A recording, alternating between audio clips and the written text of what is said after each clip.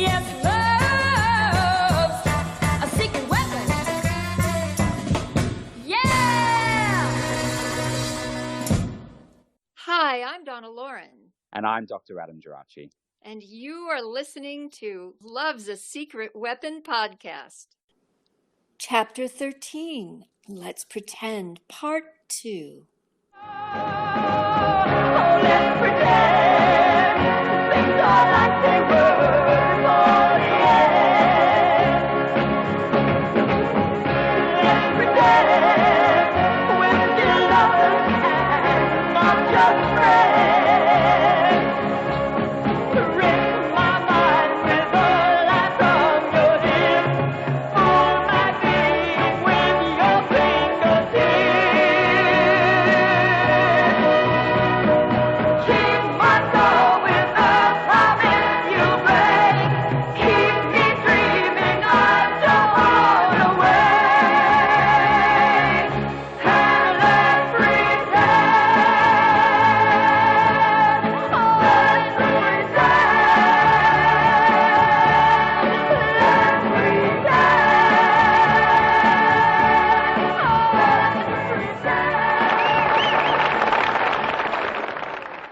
My brothers were indoctrinated by our dad to be musicians. They believed that family was the answer. So when I married a producer, both my brothers thought that was their opportunity to cash in on it. Alan pursued Lenny to drum on records, and Ricky pursued Lenny to teach him how to produce. Neither one succeeded for two reasons.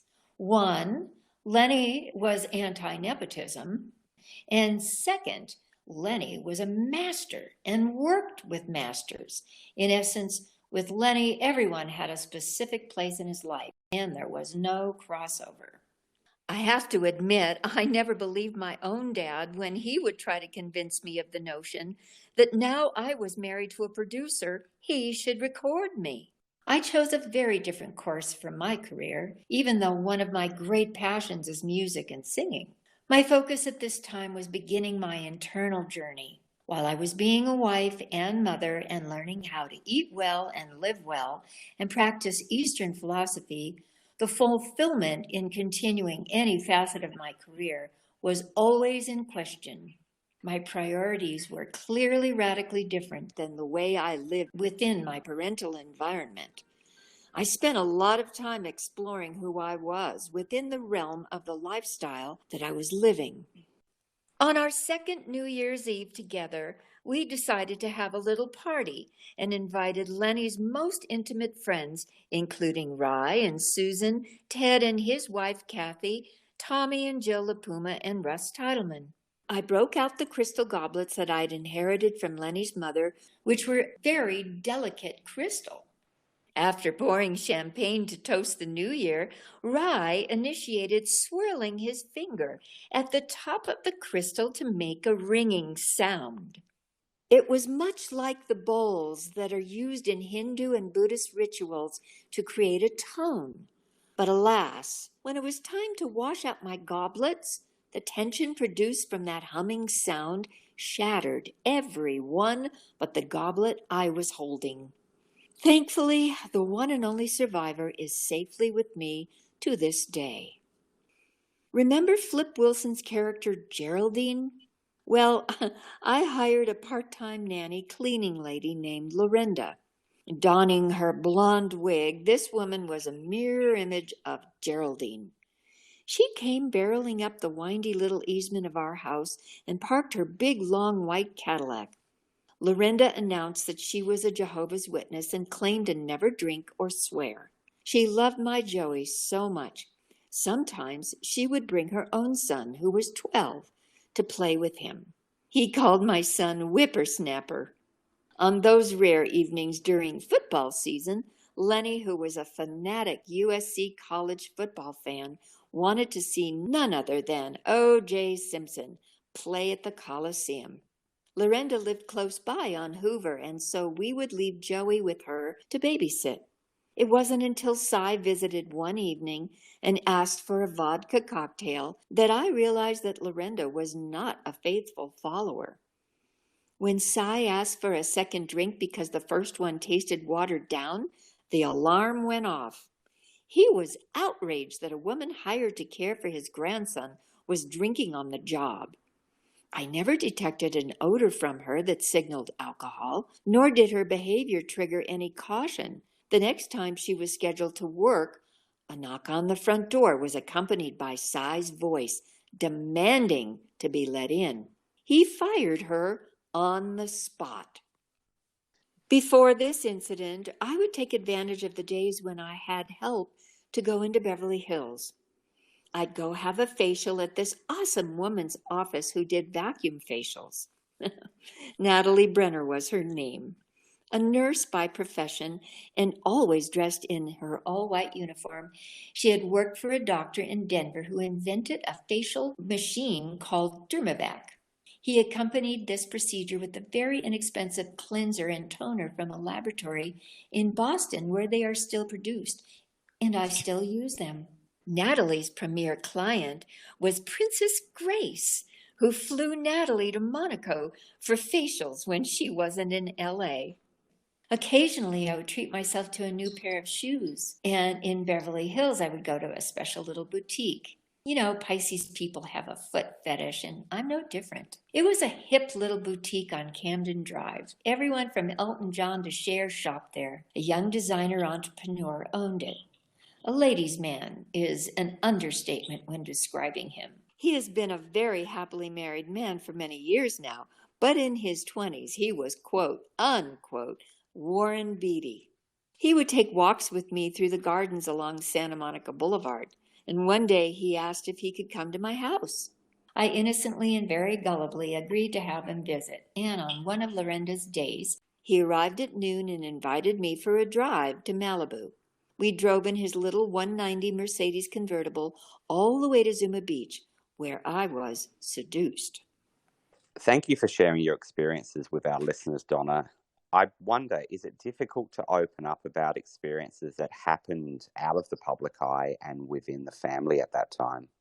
Well, sweetheart, first of all, you and I have a very deep relationship, and that is the springboard for giving me the confidence to share my life with anyone who chooses to listen and also who can relate to maybe not the details of my life, but the situation of my life and the circumstances.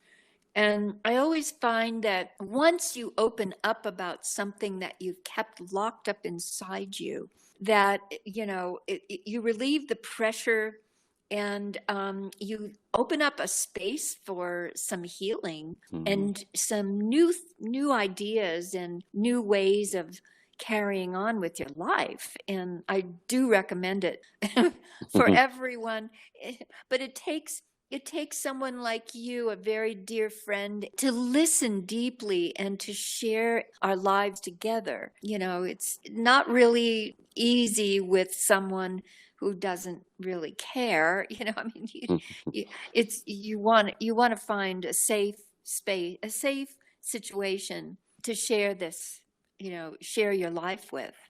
For sure. And I think you're very right in what we've hoped to do with this podcast is that power of sharing stories is in helping others to understand their own experiences. That while we discuss entertainment stories at times, what we are discussing really under all of it is really relationships, whether it's the complexities of parent-child relationships, whether it's relationships in marriage, obligation, the experiences that you had in your career, which were really about a young woman working with senior, sometimes dominant men. These are stories that, while the particulars might be different for people listening, there are underlying themes that I think we all experience. Absolutely. You know,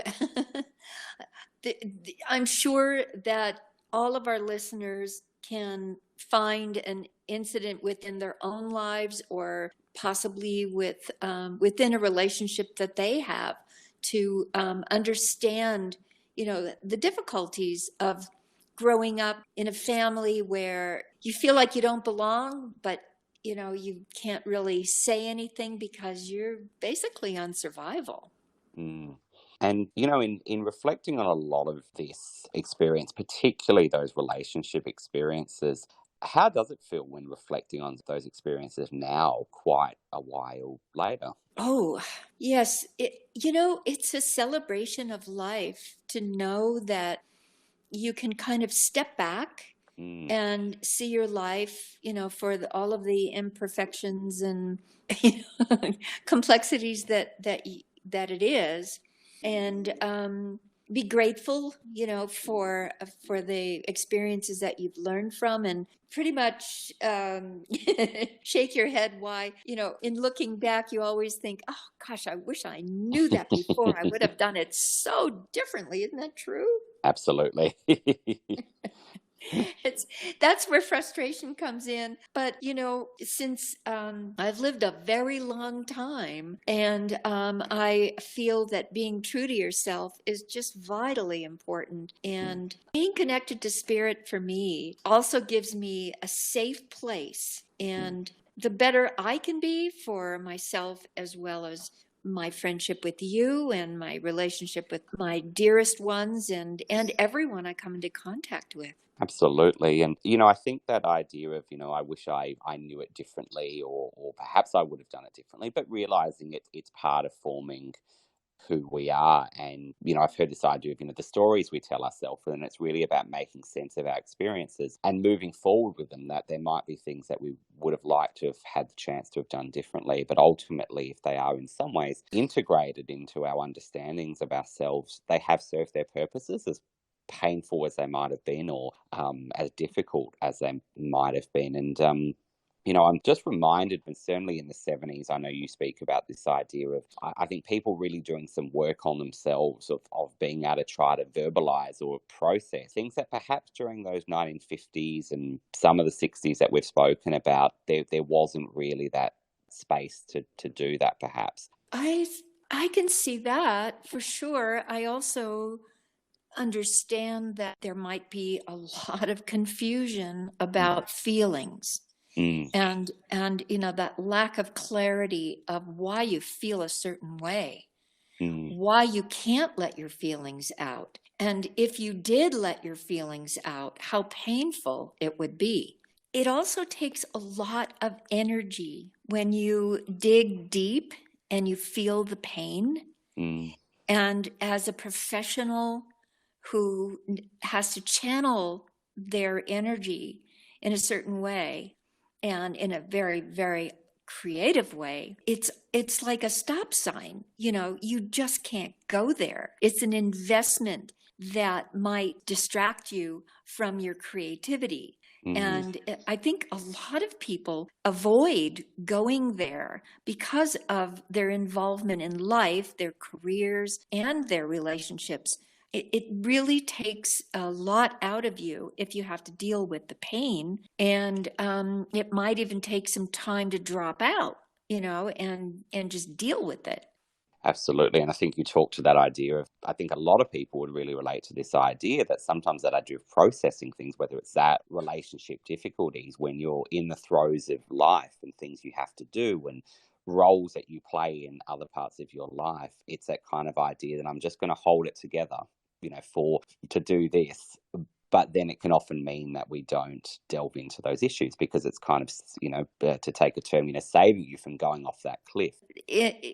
Maybe for some, there's a tolerance for that. But I really think that one way or the other, if you're not honest and open, eventually it catches up with you in one way or the other, physically, emotionally, you know, turning to other ways of, covering up your pain. And my hope is that we're entering a time now where more and more hearts can be open, and that a sense of love can give you a feeling of safety, so that maybe you open up somewhat, and how much to open up, and then take it a little further to begin. I think you're so right. And what occurs to me as we're speaking about this is that idea of non-judgment, Mm. in relationships, that non-judgment, whether it's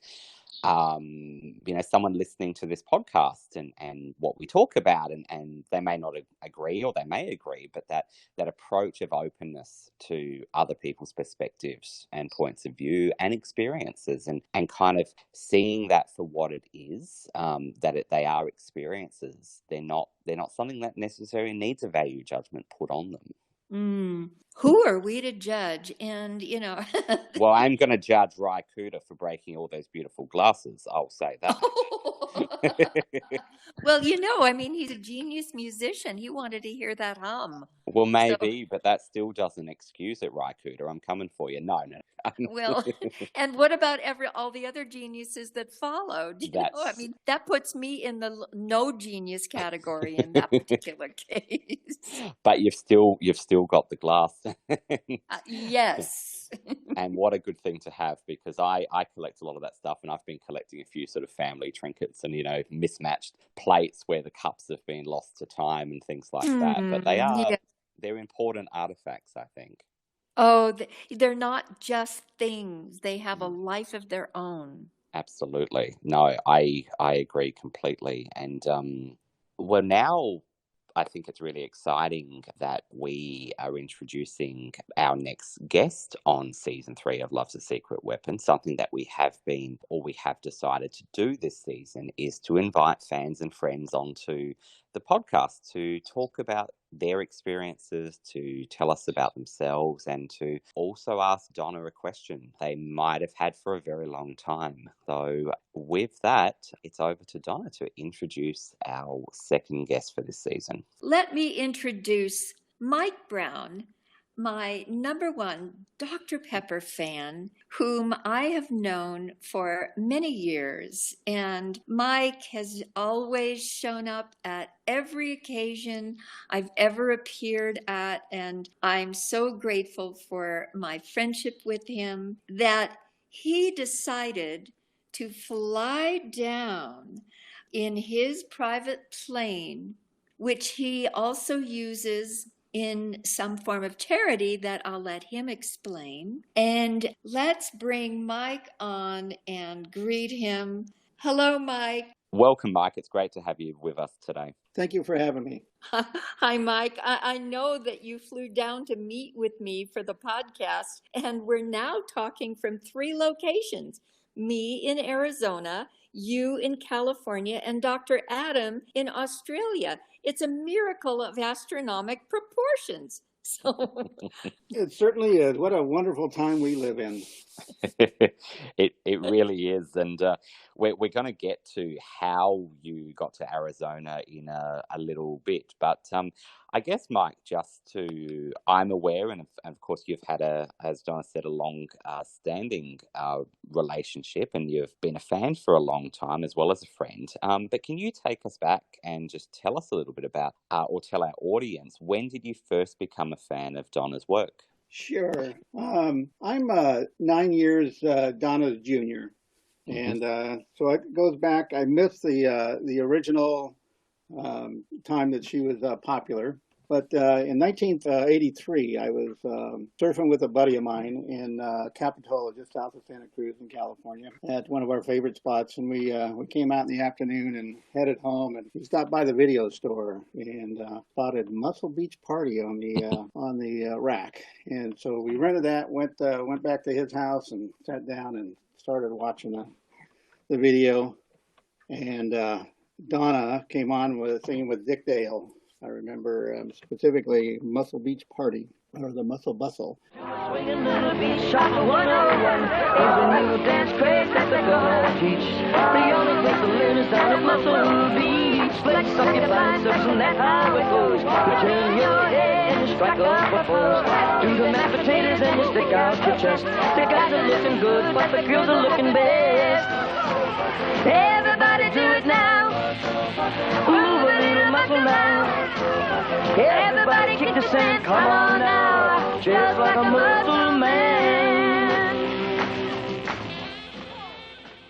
And my buddy and I kind of turned to each other. We were sitting at each end of the couch, and simultaneously said, "Who is that?"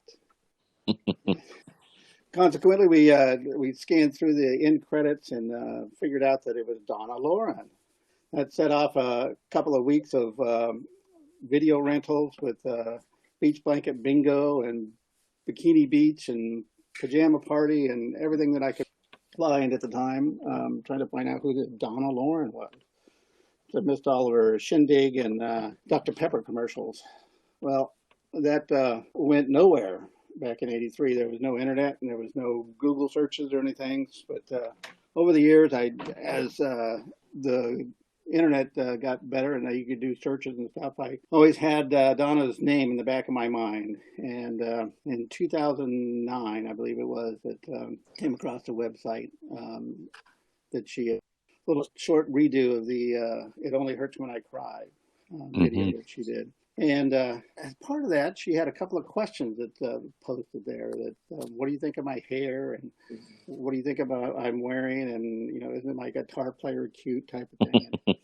And there was a text box. I texted her back, fully thinking that was just the end of things. And lo and behold, to my surprise, Donna texted me back, and that was the initial of our conversation and relationship.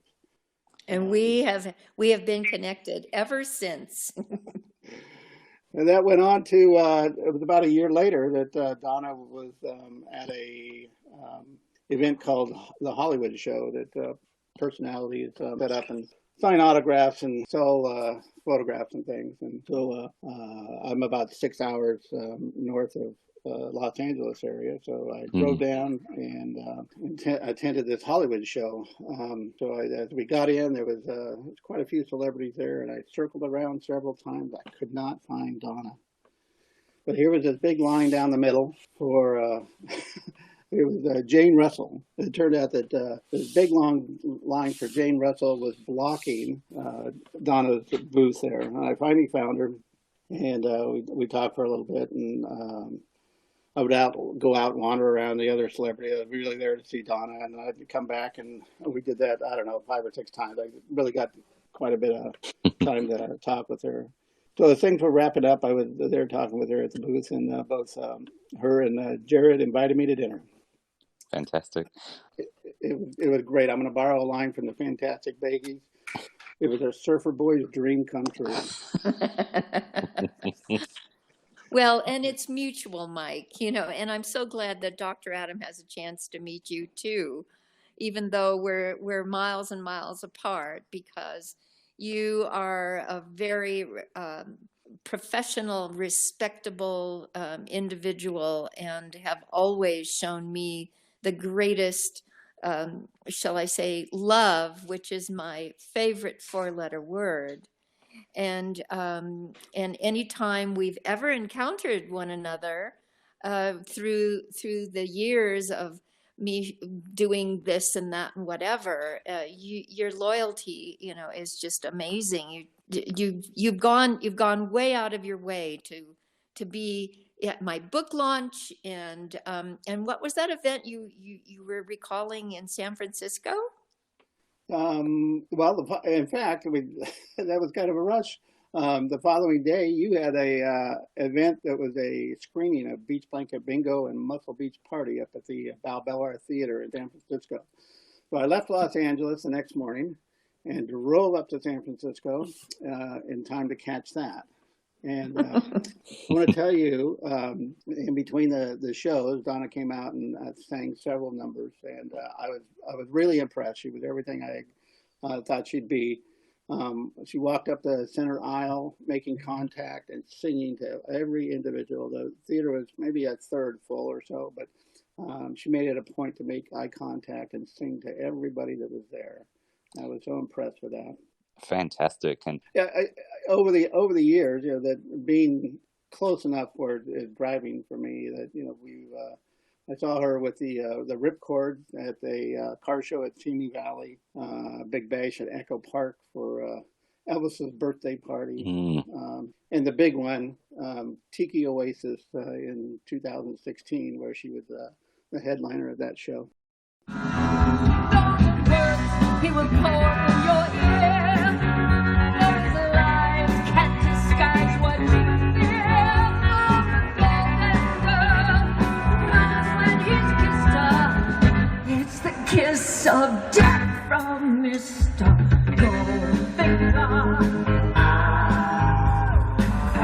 Pretty girl, beware of this heart of gold. This heart is cold. He loves only gold. He loves gold. He loves only gold. He loves gold.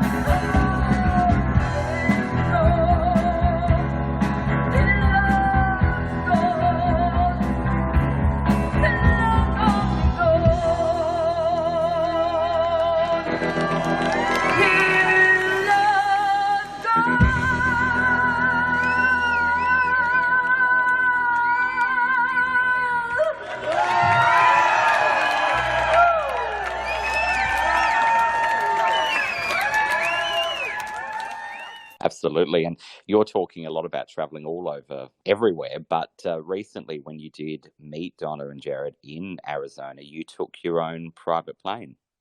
Yes, it was an opportunity for me to go down and see her again.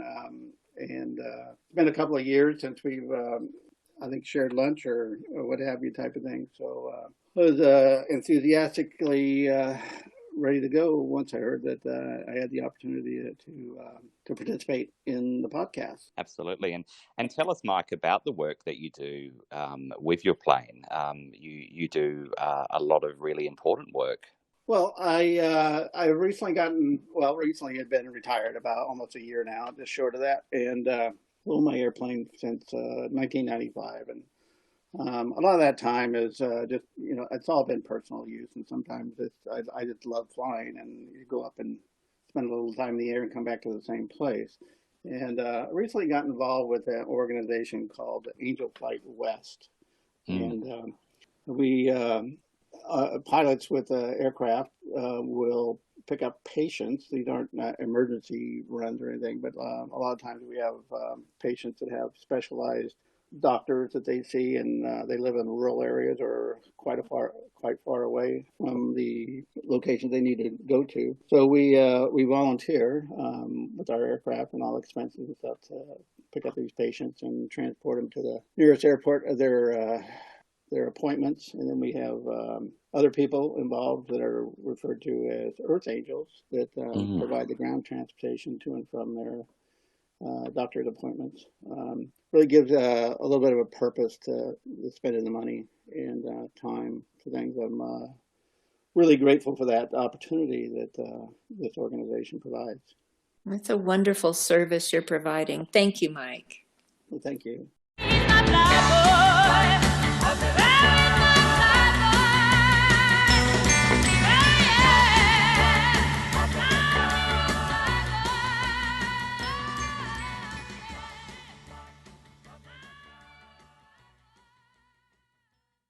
And thanks for making this special trip down here. I hope you enjoyed your time.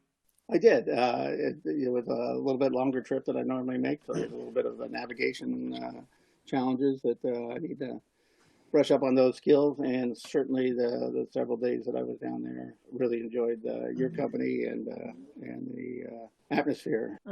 Well, it's mutual.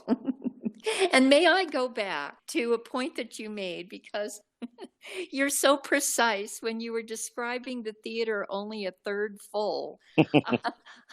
I wanted to just say that this theater was appealing to kind of a cult audience that likes this mid-century beach party, genre. And it was a little, I think, a little less of a surf kind of a venue, more of a film venue in a part of San Francisco, which I don't usually go to.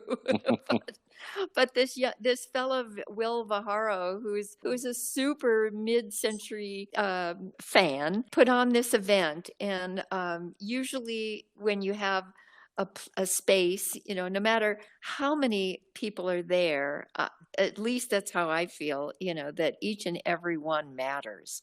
So I think that's what you picked up on. Absolutely. I think you were cued into the audience and making sure that their attendance was something that they would always enjoy. Yeah, I think that's probably really important. That I know Donna's spoken a lot on the podcast about whether you're performing for, I'm trying to remember how much it was at the Hollywood Bowl or the Cow Palace or whatever else, which were huge audiences, to those, smaller venues. I know myself, when I've given conference presentations, sometimes I've done a presentation to 3 people.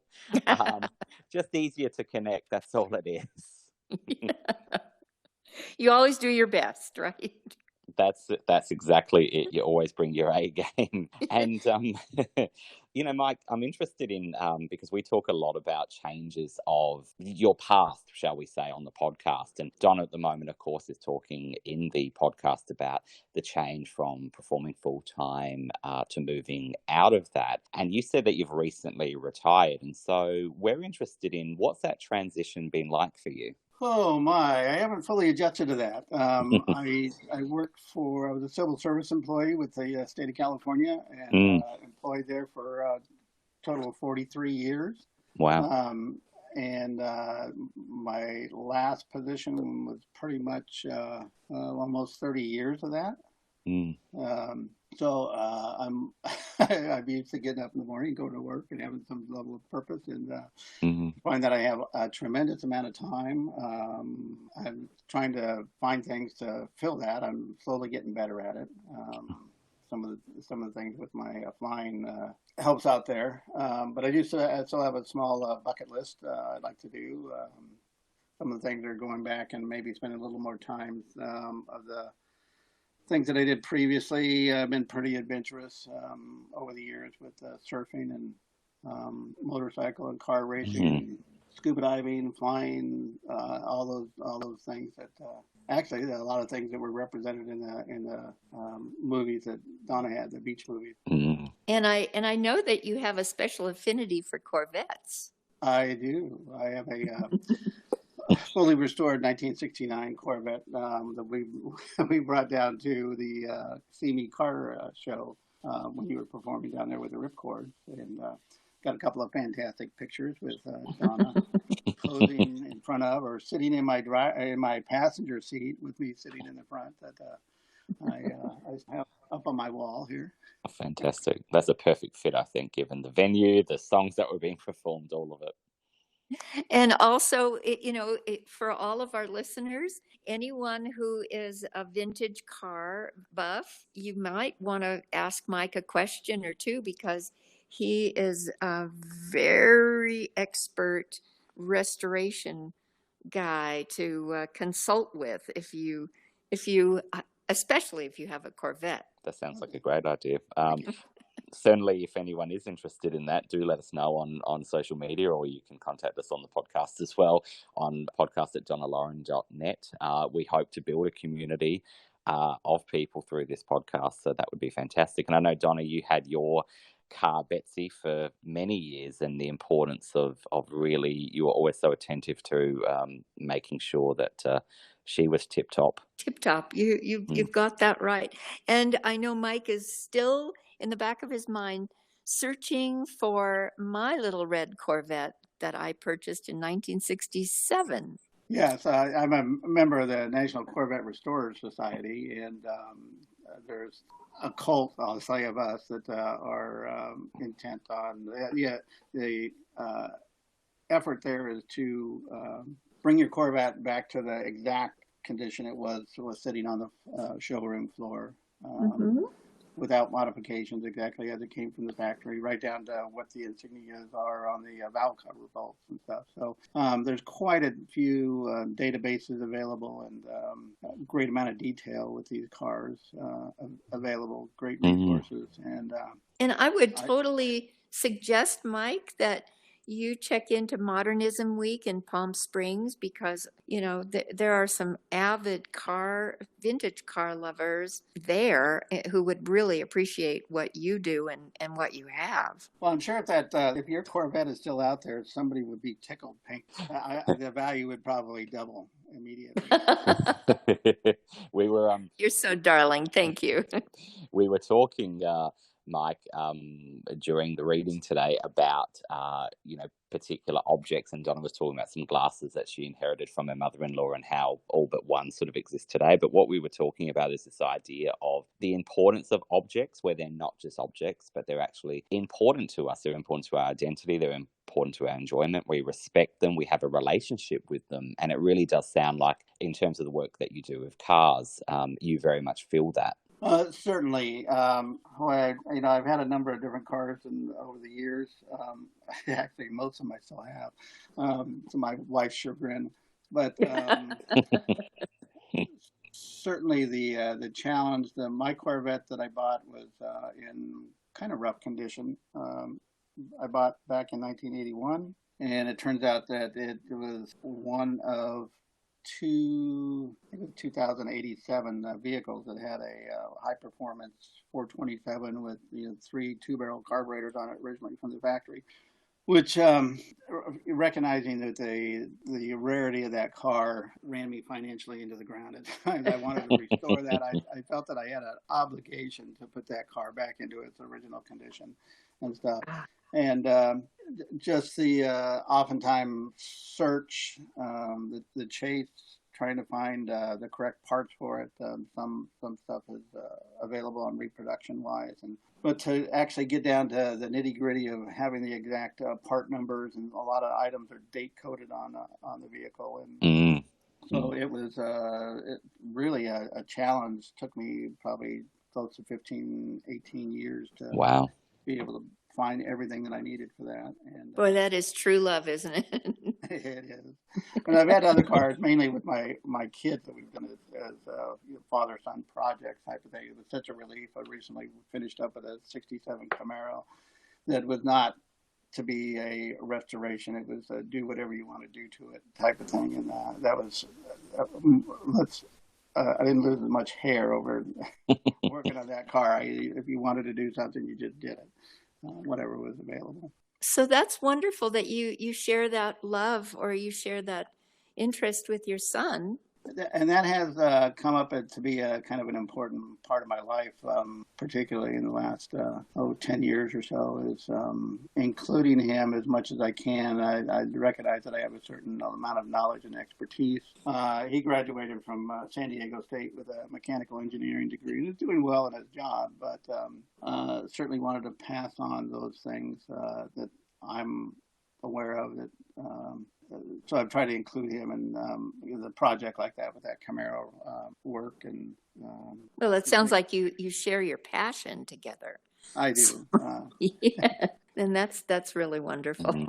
Absolutely, and it's just so important that ability to pass those that knowledge on. I'm doing that with family members at the moment in terms of gardening and all the stuff I don't know, and just how important it is, and just realizing your soil's never going to be as good as the 50 years of attention they've given to the soil in their gardens, but you're still going to try as hard as you can. Absolutely, Adam. Oh my God, look for those worms, please. Oh, we did find a couple of slugs in the lettuce that I'd put in the fridge for a week, and they survived the spinner, so I made sure they were put outside in the garden. So good for them. But we don't want to digress too much from that. But an important part of this segment, of course, besides the conversation, and that's really what we love, is this conversation that we're having about not only Donna's career and so on, but really about our interests and passions and things like that. But an important part of the segment is asking or allowing our guests to ask Donna a question or questions. And so, Mike, what are yours? Over to you for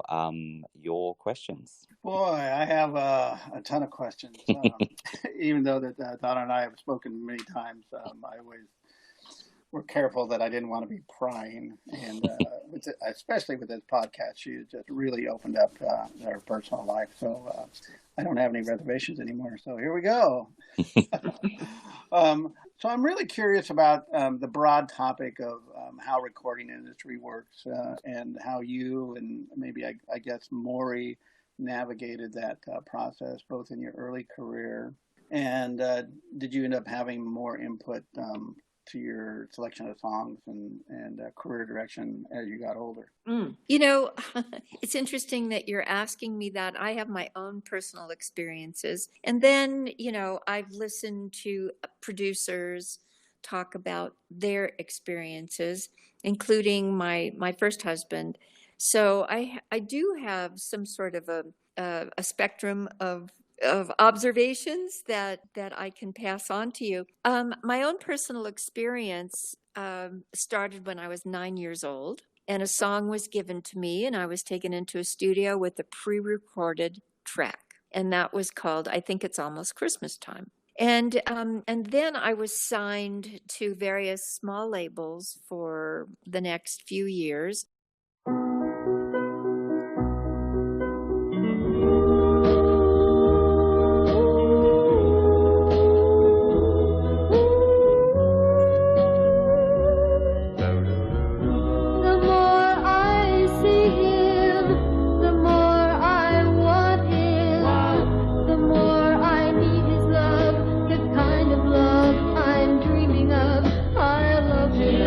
With a love, oh so true. I love him, I love him, yes I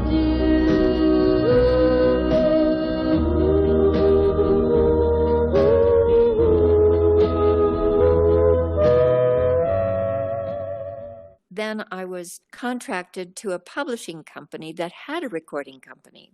And we, meaning the people that were also under contract, meaning Glenn Campbell, Johnny Rivers, Jerry Naylor, who ended up taking over Buddy Holly's place in the Crickets. And we would sing songs from the publishing house that would get placed with other artists. And one day, this young Texan drives in a ice blue T-Bird from, and went from being an artist himself to becoming a producer, and he chose a song for me based on these two brothers who worked for the publishing company called Crest, and this was Gene and Billy Page. And Billy and Gene wrote the song Hands Off, which I was able to record, and Jimmy Bowen was the producer, and this was his first production.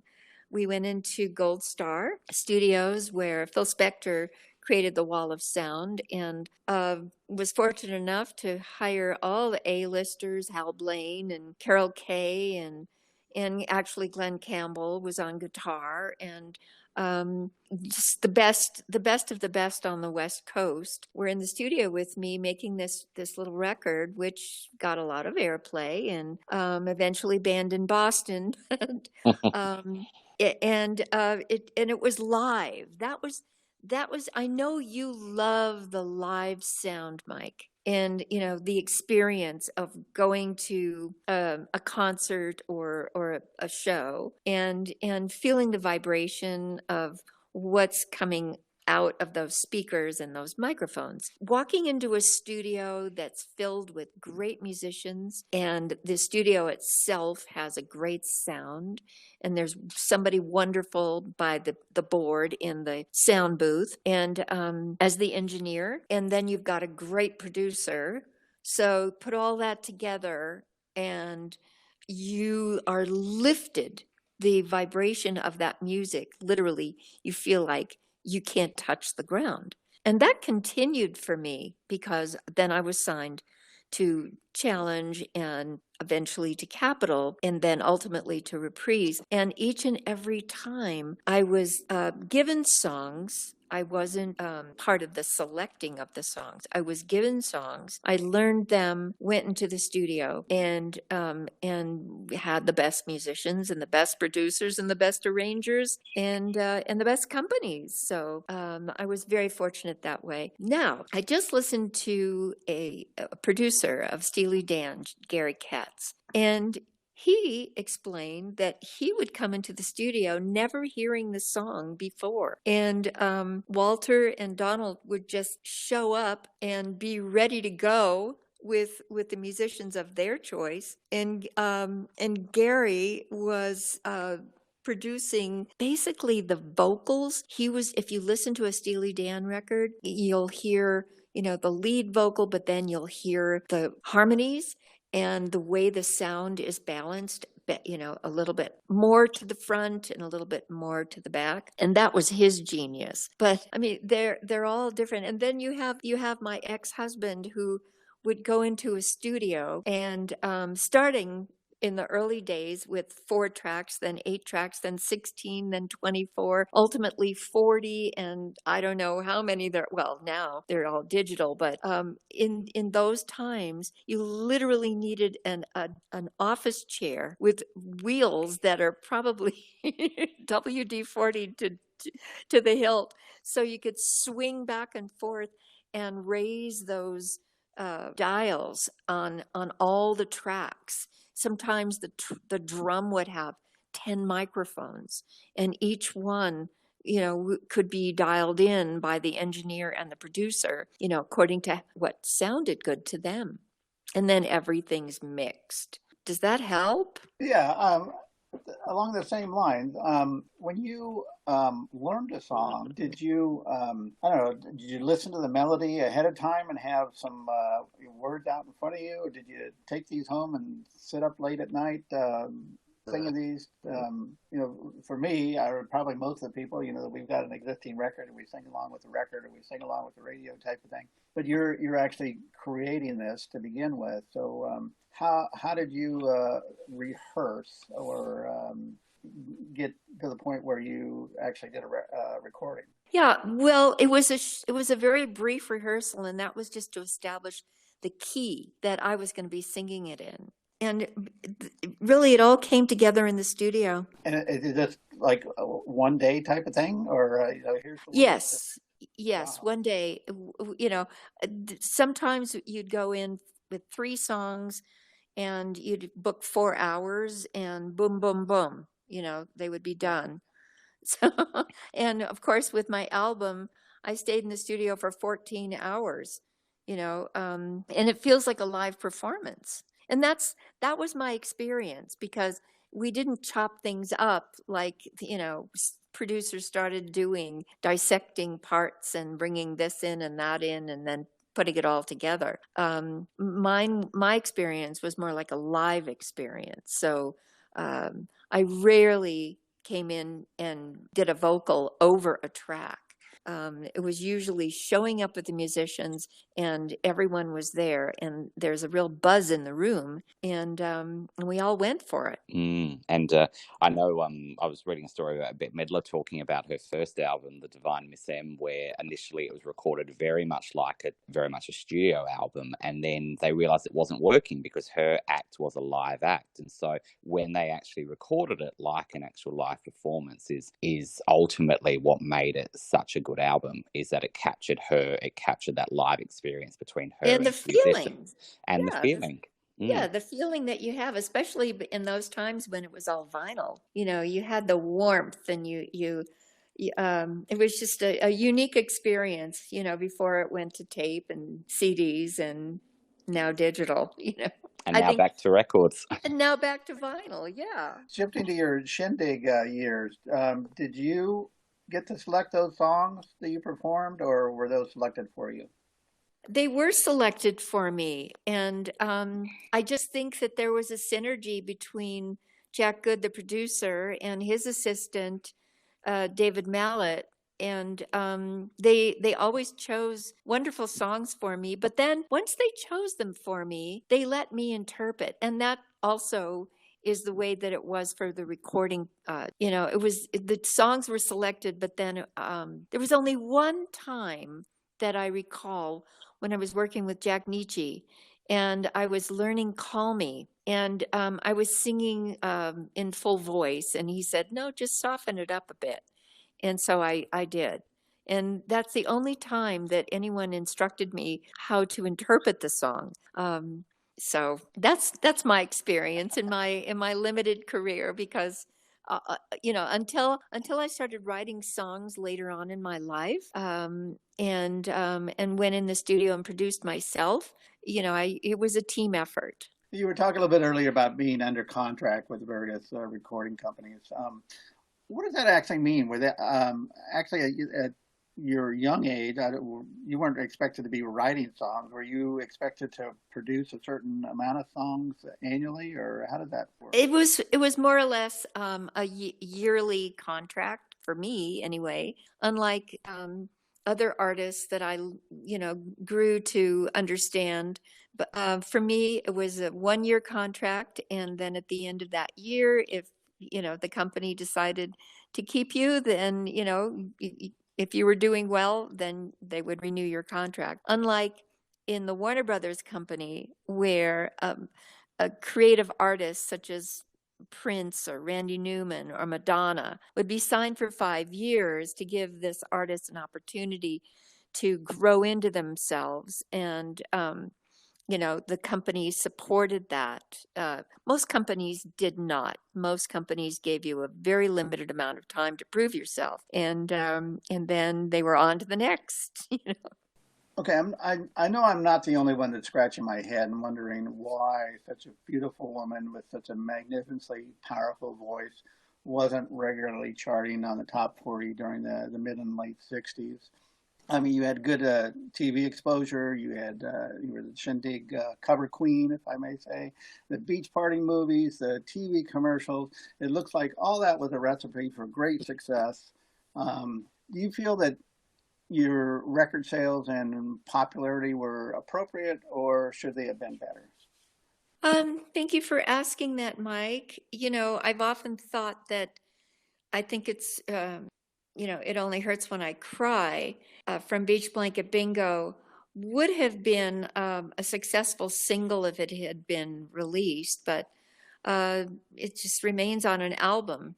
And that's why many years later I decided to turn it into a single, but with a very different interpretation.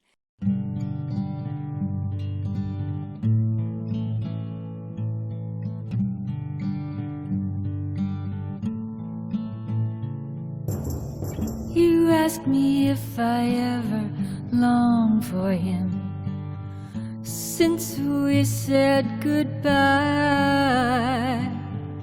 Sure, I get sad, but it's not too bad.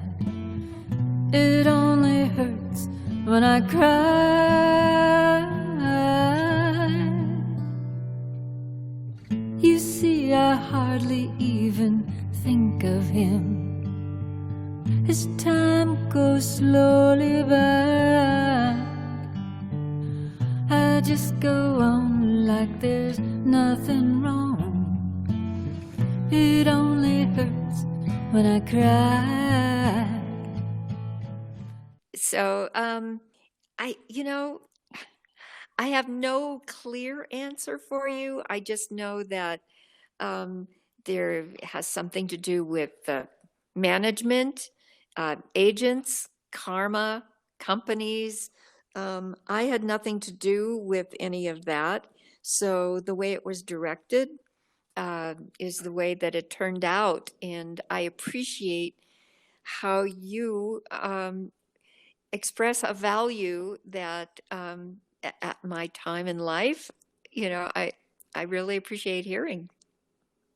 Absolutely. Yeah. So what's your burning final question, Mike? Okay, was your decision to leave the spotlight as abrupt as it appears, or had that been brewing and planned for some time? You and I have talked about some of the events that provoked your decision, but I'm wondering if you had pretty much decided to leave beforehand and just needed a triggering event. Yes, well, I have expressed, the various things that happened to me leading up to my decision. But essentially, one thing led to another in a very short period of time.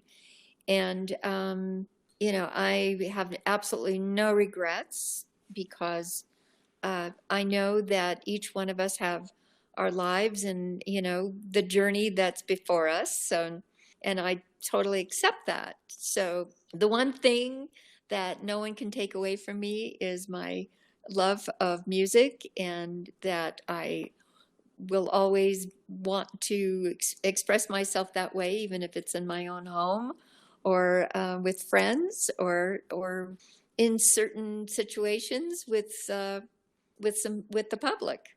And probably with that, it's probably a good time for some music. Mike, we thank you for joining us and some really absolutely perceptive questions, really fantastic.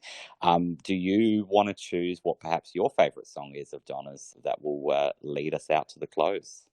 Oh boy, I'm gonna say I don't have a specific one. I'm gonna just kind of like maybe preface it by time. I think in the Beach movies, her performance with Among the Young with the Nudie Ricketts Four, some of that early Donna stuff. I'm Just a Little Girl just kind of melts me every time I hear it.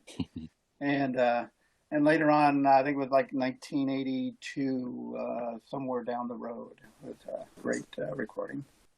Oh, thank you. Fantastic. And thank you, Mike, for joining us again. And until next time, everyone, remember, love's a secret weapon.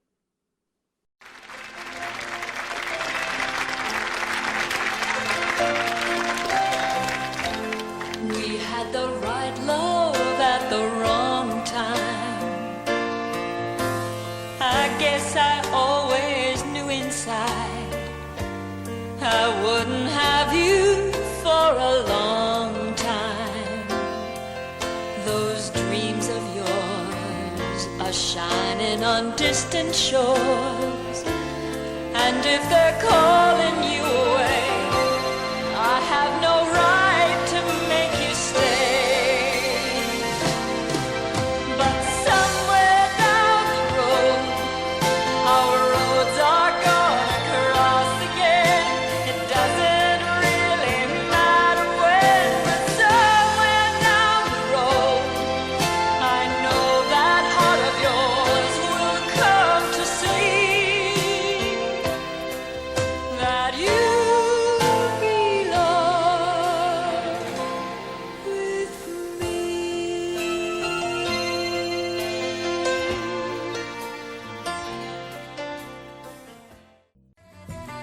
Yes,